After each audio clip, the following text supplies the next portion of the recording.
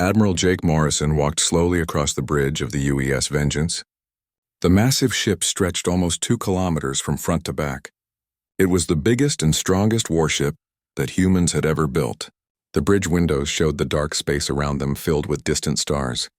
Jake had been an admiral for 20 years, but he had never seen a ship like this one. The walls were lined with weapons that most people had never heard of. Scientists had worked for decades to create them in secret laboratories hidden across Earth. The communication system made a soft beeping sound.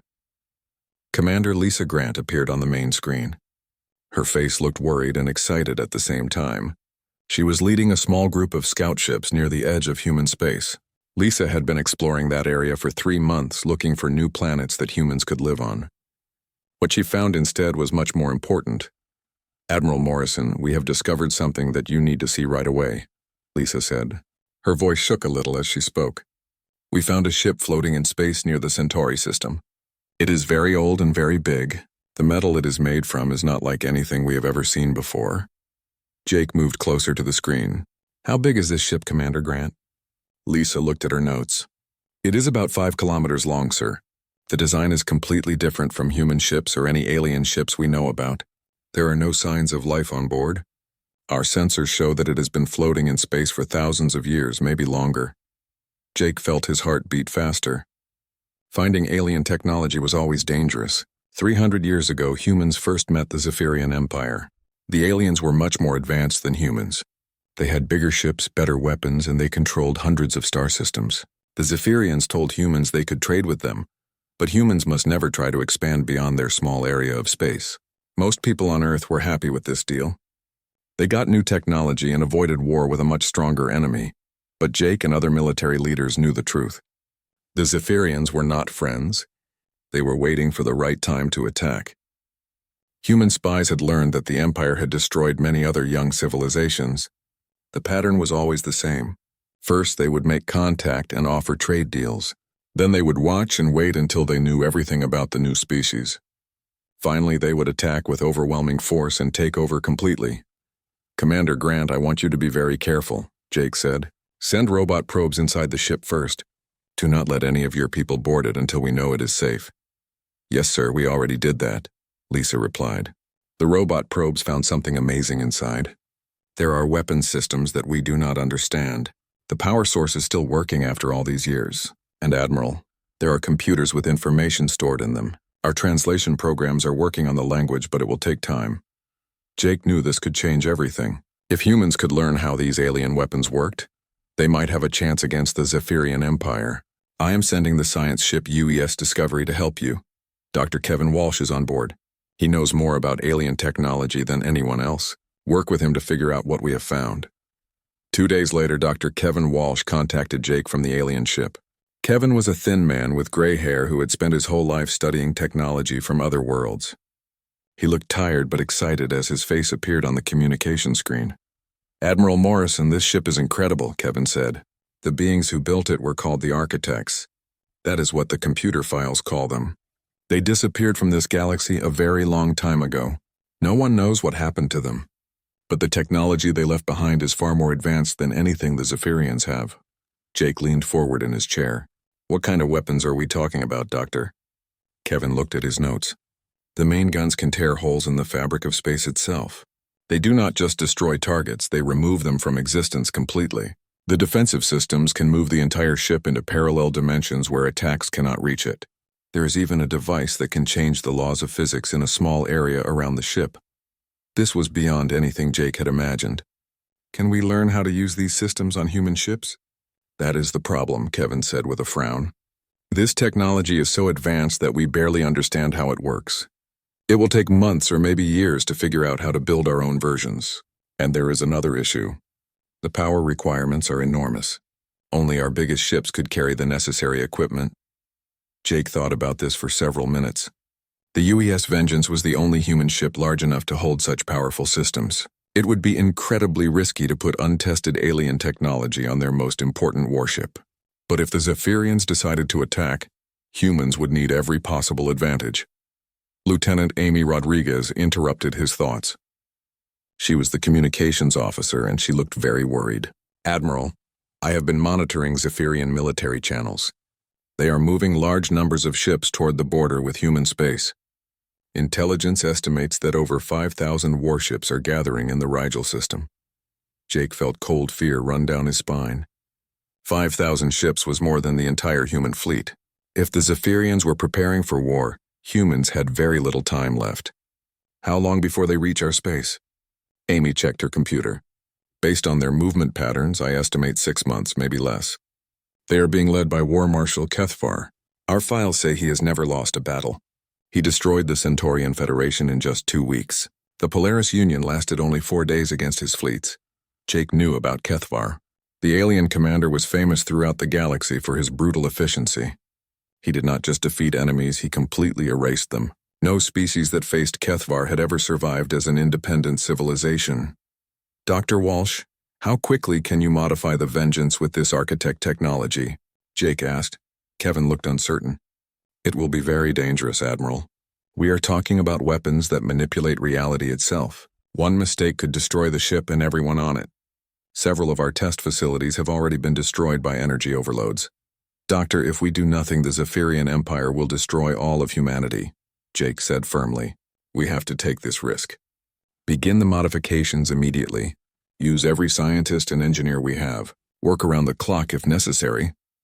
As the communication ended, Jake stared out at the stars. Somewhere out there, the most powerful military force in the galaxy was preparing to wipe out every human in existence. Humanity's only hope was a single ship equipped with technology they did not fully understand. It was the biggest gamble in human history. Dr. Kevin Walsh worked 18 hours every day trying to understand the architect technology.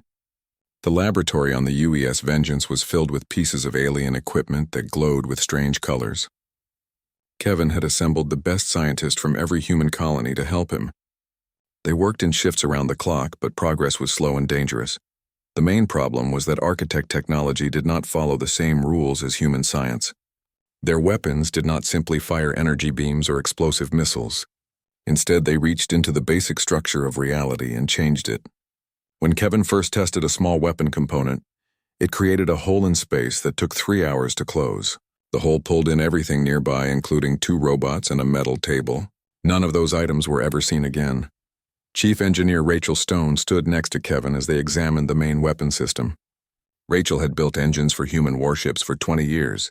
She understood how machines worked better than almost anyone else, but this architect device made no sense to her at all. Kevin, this weapon has no moving parts, Rachel said as she pointed at the smooth metal surface. There are no circuits, no power conduits, no targeting systems. How does it know what to shoot at? How does it even turn on? Kevin wiped sweat from his forehead. The architects built their technology to respond to thought patterns. The weapon systems connect directly to the mind of the operator.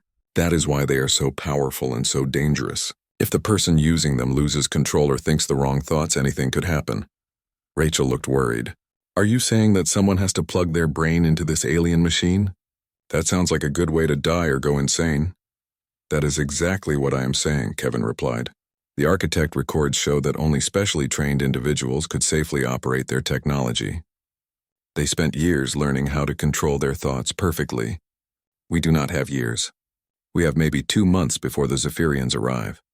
Meanwhile, President Maria Santos sat in her office in Washington, D.C., reading reports from the modification project. Maria had been president for 6 years. She had dealt with economic problems and natural disasters, but nothing like this. The fate of all humanity depended on decisions she made in the next few weeks. Colonel Tony Clark entered her office carrying a thick folder of documents. Tony commanded the Earth Defense Force, and he did not like the current plan. His face was red with anger as he threw the folder onto her desk. Madam President, this is complete madness, Tony said loudly. We are putting all our hopes on one experimental ship with weapons we do not understand. We should be building more conventional warships. We should be preparing our ground defenses. We should be evacuating civilians to safe locations. Maria opened the folder and looked at the pictures inside. They showed Zephyrian warships destroying cities on other worlds. The aliens used weapons that could burn entire continents. Their ships were protected by energy shields that human weapons could not penetrate. Colonel Clark, how many conventional warships would we need to fight 5,000 Zephyrian vessels? Maria asked. Tony was quiet for a moment. Our best estimates say we would need at least 10,000 ships with crews trained for space combat. We currently have about 800 ships, and most of them are cargo vessels or small patrol boats. How long would it take to build 10,000 warships? Maria continued. At least 5 years, probably longer, Tony admitted reluctantly. Maria closed the folder and looked out the window at the city below. Millions of people went about their daily lives not knowing that alien invaders were coming to destroy them all. Children played in parks. People worked in offices and shops. Families ate dinner together. All of that would disappear if the Zephyrians won. Colonel, we do not have 5 years, Maria said quietly. We have maybe 6 months. The architect technology is dangerous and untested, but it is our only chance. Admiral Morrison believes it can work. Dr. Walsh believes it can work. I have to make the same gamble they are making. Back on the Vengeance, Admiral Jake Morrison walked through the ship's corridors watching the modification work. Engineers had torn apart entire sections of the ship to install architect components. Strange alien crystals now powered the main systems. The bridge had been redesigned with control interfaces that looked like works of art, rather than military equipment. Captain Ben Hughes met Jake near the main weapon mounting. Ben was the ship's science officer, and he had been working closely with Dr. Walsh to understand how the new systems functioned. His uniform was dirty from crawling through maintenance tunnels all day. Admiral, we have made good progress on the main gun, Ben reported. The focusing array is installed and the power coupling tests are successful. But we still have problems with the targeting system. Jake looked at the massive weapon that now dominated the forward section of the ship. It did not look like any gun he had ever seen. The barrel was made of a crystal-like material that seemed to bend light around it. Strange symbols glowed along its surface in patterns that hurt to look at directly. What kind of problems, Captain? Jake asked. Ben pulled out a handheld computer and showed Jake the test results. The weapon can fire, but it does not always hit what we aim at. Sometimes it hits targets behind the intended target.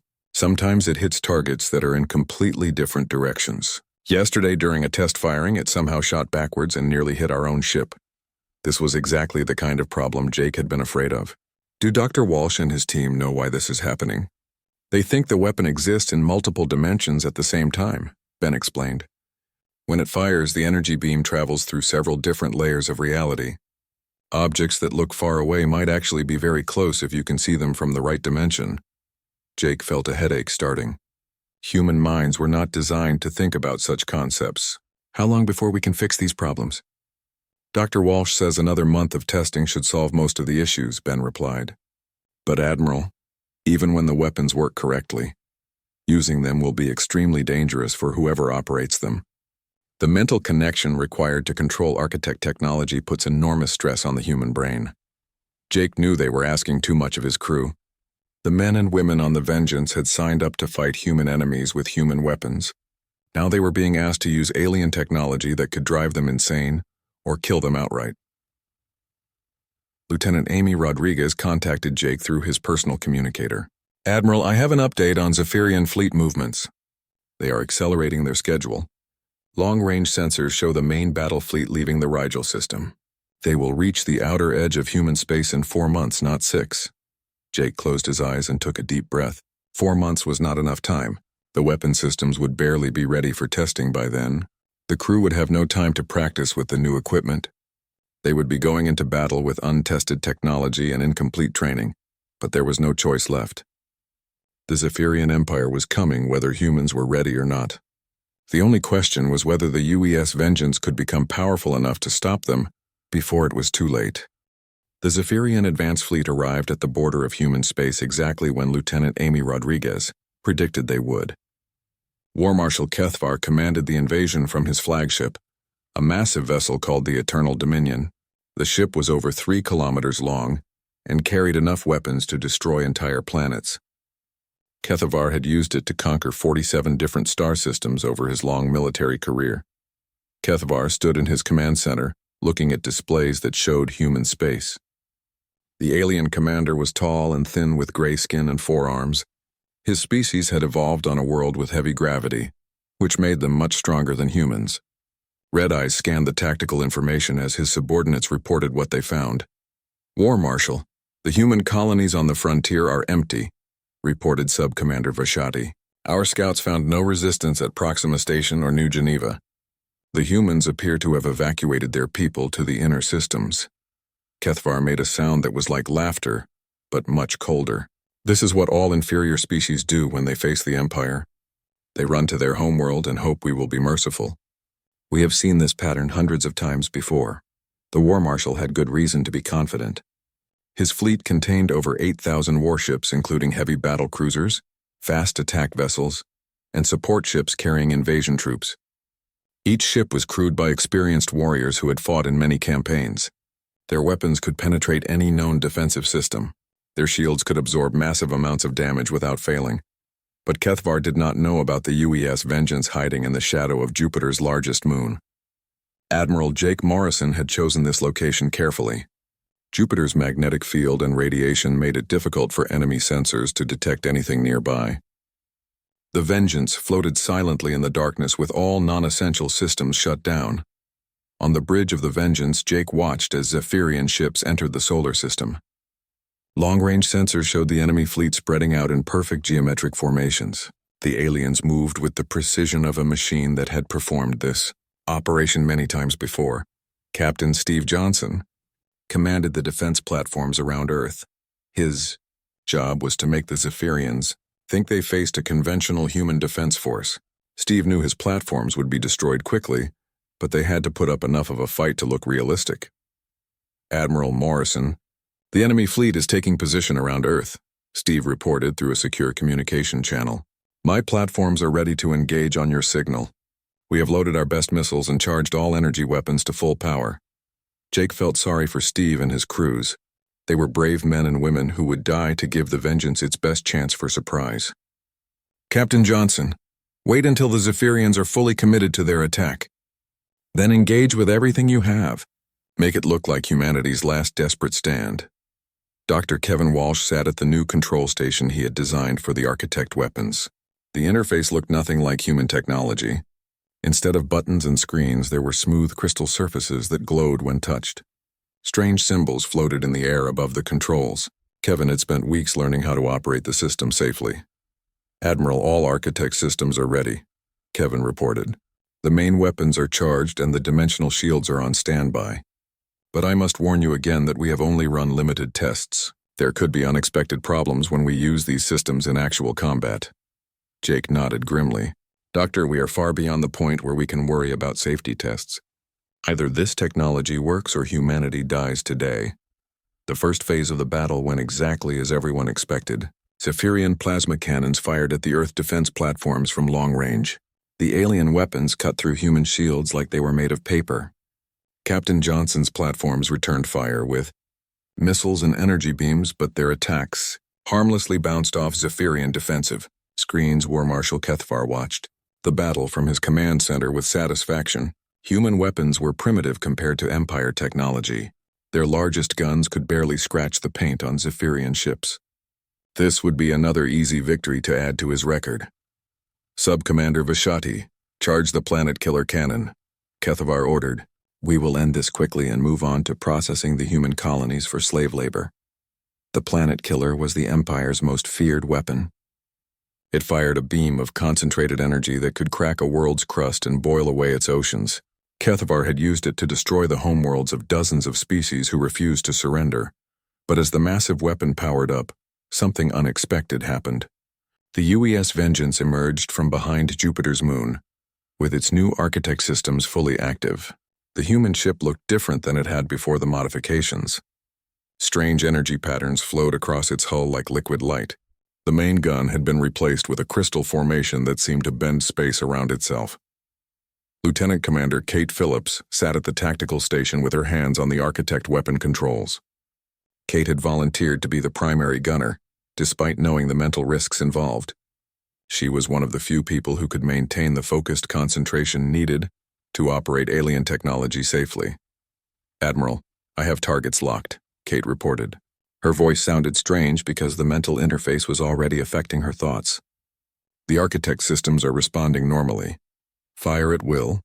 "Lieutenant Commander," Jake ordered. Kate activated the main weapon by focusing her thoughts in a specific pattern that Dr. Walsh had taught her. The crystal gun charged with energy that came from dimensions beyond normal space. When it fired, the beam did not travel in a straight line like human weapons. Instead, it appeared directly inside the target as if distance meant nothing. The Zephyrian flagship's shields were designed to stop conventional weapons. They created an energy barrier around the ship that could absorb enormous amounts of damage. But the architect beam did not try to break through the shields. It simply ignored them completely and struck the ship's hull directly. The Eternal Dominion did not explode like a normal target would.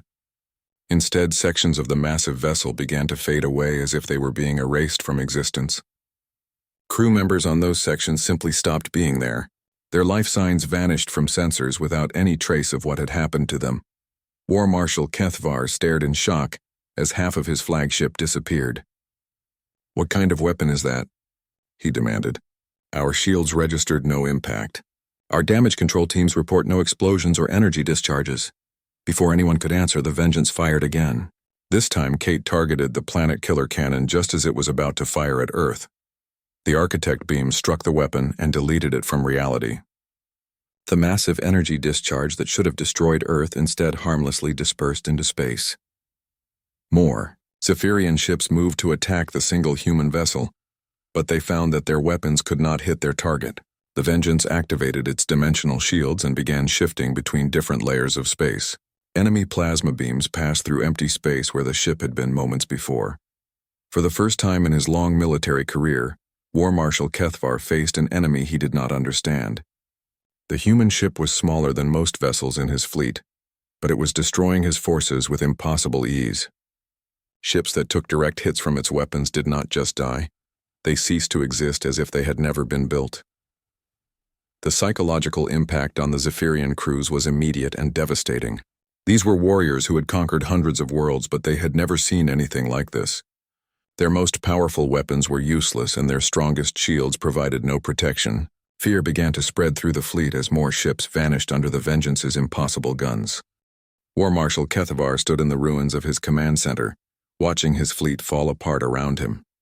Half of the Eternal Dominion was simply gone, deleted from existence by weapons he could not understand.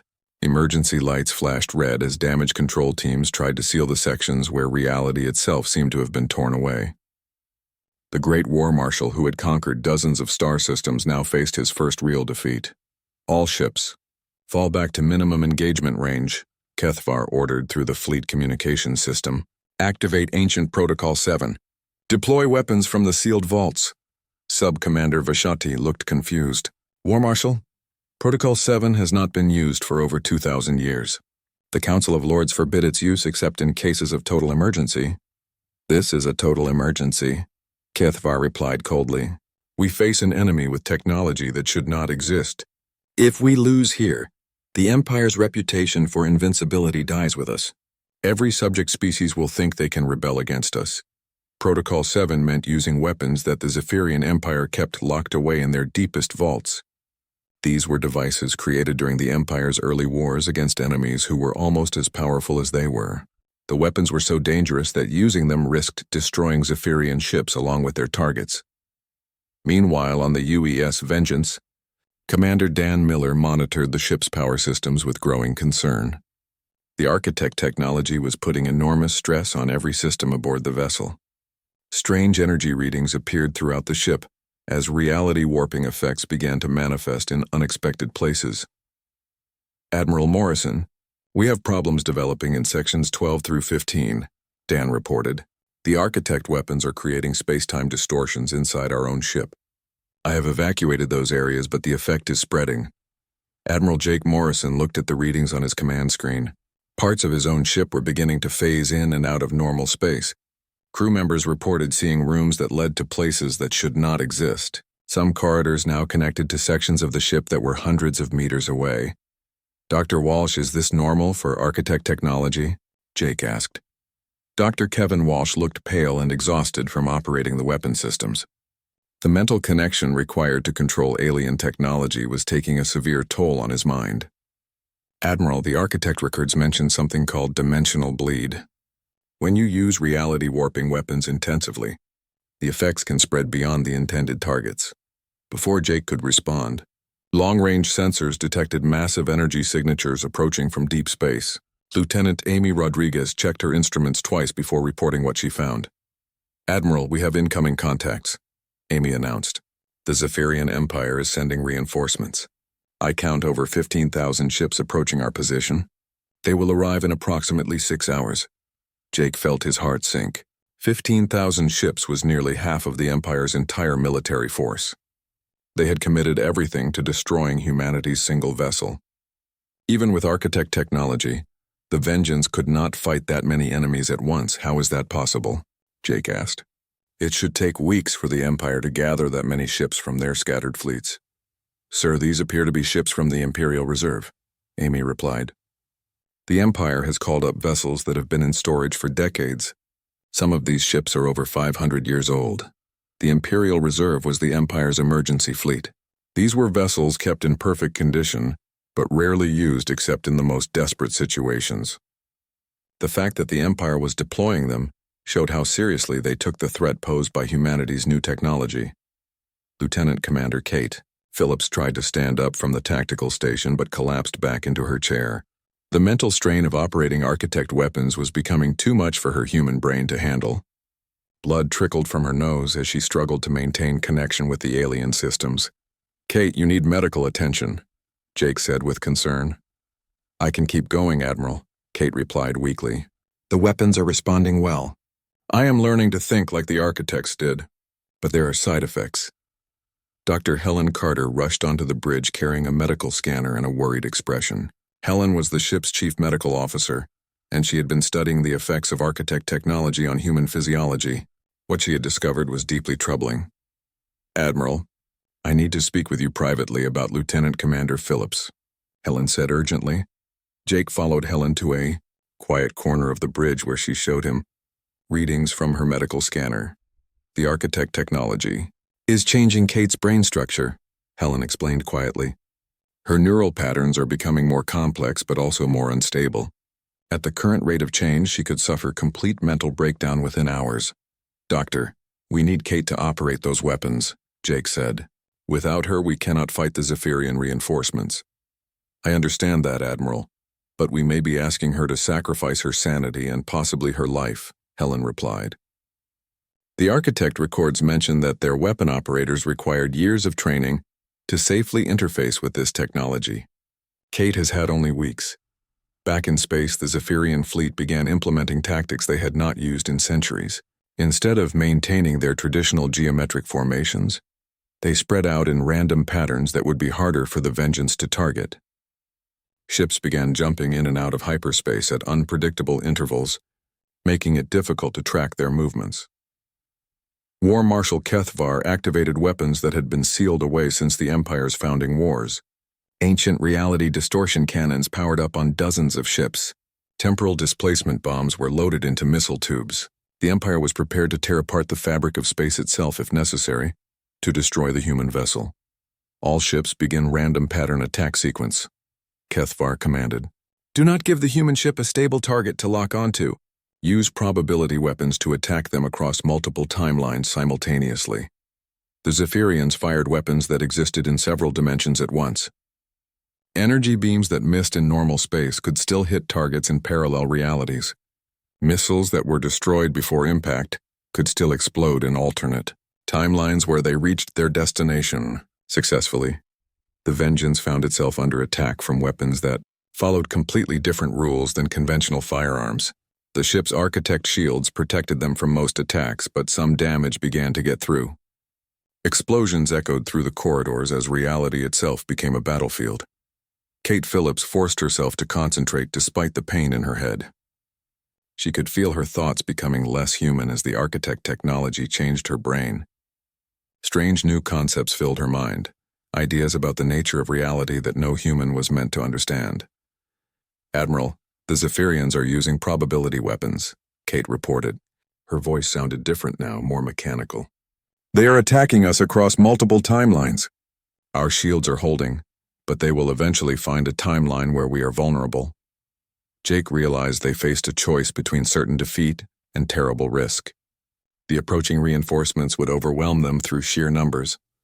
The only chance was to use the Vengeance's most powerful weapon, the reality engine that Dr. Walsh had discovered in the deepest parts of the architect's ship.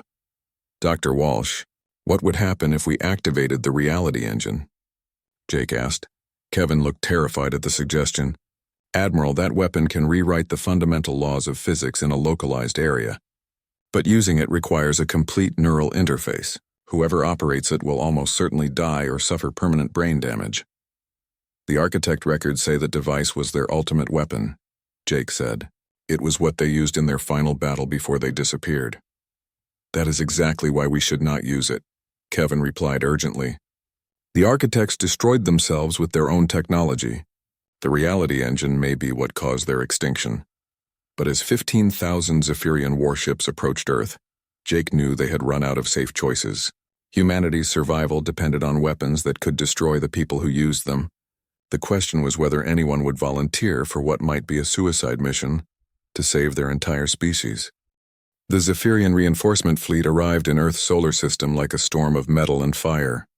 Over 20,000 warships filled the space around Earth, the largest military force ever assembled in galactic history. War Marshal Kethvar had staked everything on this battle. If he could not destroy the human vessel that had humiliated his forces, the Empire's reputation would be shattered forever. Admiral Jake Morrison stood on the bridge of the UES Vengeance watching the enemy fleet take position. Every screen showed more ships arriving through hyperspace jumps. The aliens had brought vessels from every corner of their empire. Ancient dreadnoughts that had conquered entire civilizations floated alongside modern battleships equipped with the latest weapons technology. Admiral, I count 22,000 enemy vessels, Lieutenant Amy Rodriguez reported. Her voice was steady, but Jake could see the fear in her eyes. They are forming attack formations around our position. Some of these ships are bigger than anything in our intelligence files. Lieutenant Commander Kate Phillips sat at the architect weapon controls with blood running down her face. The mental strain of interfacing with alien technology had pushed her far beyond what any human mind was designed to handle. But she refused to leave her post even though Dr. Helen Carter had warned that continued use could kill her. Kate, you need to step away from those controls, Jake said gently. We can find someone else to operate the weapons. No one else can do it now, Admiral, Kate replied in a voice that no longer sounded completely human. The architect systems have changed my brain. I can see things that other people cannot see. I understand how reality works at levels that normal humans cannot comprehend.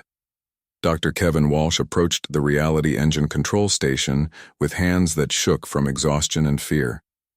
The device was the most powerful weapon the architects had ever created.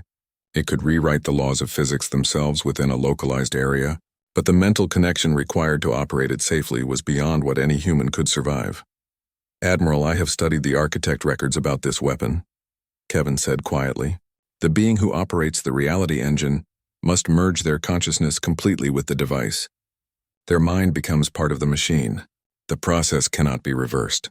Jake looked around the bridge at his crew. These were good people who had volunteered to serve humanity even knowing they might not survive. Now he was asking one of them to sacrifice not just their life, but their very identity to save their species. Captain Nicole Brooks stepped forward from her position at the navigation station.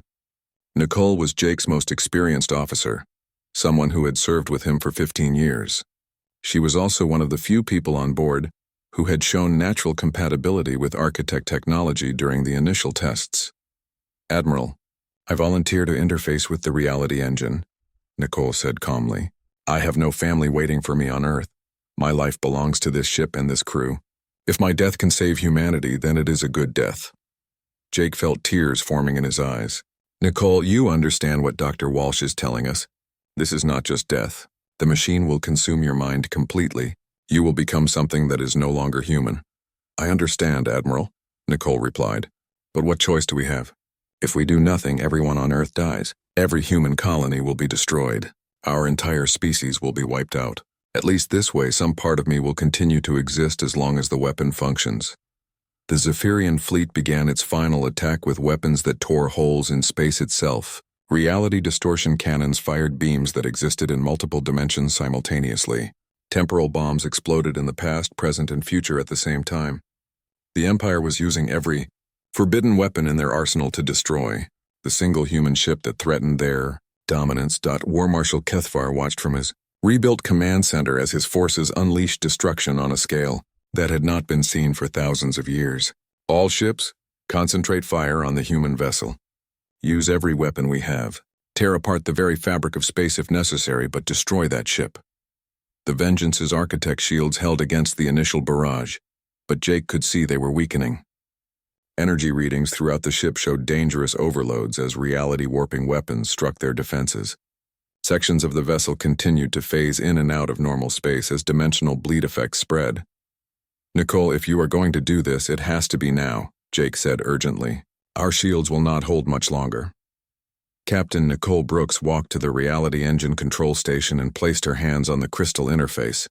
The moment she made contact, her eyes began to glow with the same energy that powered architect weapons. Her consciousness started to merge with the ancient device as her human thoughts expanded to encompass concepts that no mortal mind was meant to understand. "I can see it all now," Nicole said in a voice that echoed with inhuman harmonics. "I can see how the architects built their technology. I can see how they destroyed themselves, and I can see how to rewrite the laws of physics to save humanity." The reality engine activated with power that made the ship's other weapons look like toys. Energy flowed through dimensions that existed beyond normal space as Nicole's merged consciousness took control of the fundamental forces that governed the solar system. The laws of physics began to change in ways that defied all scientific understanding. Gravity reversed itself around Zephyrian ships, pulling them into Jupiter's crushing atmosphere instead of allowing them to maneuver freely. The speed of light became variable, letting human vessels move faster than enemy weapons could track. Time began flowing backward in localized areas, undoing damage to the Vengeance while trapping Zephyrian vessels in temporal loops where they fired the same weapons over and over without effect. War Marshal Kethvar watched in horror as his magnificent fleet dissolved into chaos. Ships that tried to retreat found themselves moving forward toward Earth instead. Weapons that were fired at the human vessel curved through impossible angles to strike their own ships. The perfect formations that had conquered hundreds of worlds became death traps as modified physics turned every tactical advantage against them. "This is impossible," Kethvar said in disbelief. "Reality itself is fighting against us. How can any species control the fundamental forces of the universe?" The answer came from Nicole's transformed consciousness speaking through the reality engine. Her voice reached every ship in the Zephyrian fleet through dimensions that transcended normal space. "Your empire has ruled through fear for thousands of years," Nicole's voice said. "You have destroyed civilizations and enslaved entire species. But today you learn that even the mightiest empires can fall when they face beings willing to sacrifice everything for freedom." Zephyrian ships began to surrender. As their crews realized they faced forces beyond their understanding, vessels that had never known defeat now sent messages begging for mercy. The Empire's proud warriors found themselves helpless against an enemy that could rewrite reality itself. Admiral Jake Morrison stood on the bridge, watching the greatest military force in galactic history accept defeat. The Zephyrian Empire that had ruled for millennia now faced a choice between destruction and peaceful coexistence. War Marshal Kethvar, "This is Admiral Morrison," Jake said through open communication channels. "Your empire's age of conquest is over, but humanity does not seek to become the new oppressors of the galaxy. We offer you and all Zephyrian people a chance to live in peace with the species you once ruled. The war ended, not with the total destruction of either side, but with the birth of a new galactic order." Captain Nicole Brooks survived the interface with the reality engine, though she was forever changed by her connection to architect technology. Her consciousness now spanned multiple dimensions, making her both more and less than human. The Zephyrian Empire agreed to end their campaigns of conquest and free all their subject species. Across the galaxy, civilizations that had lived in fear for generations began to taste freedom for the first time. And at the center of it all, humanity emerged as the guardians of galactic peace, protectors who had proven that courage and sacrifice could defeat any tyranny.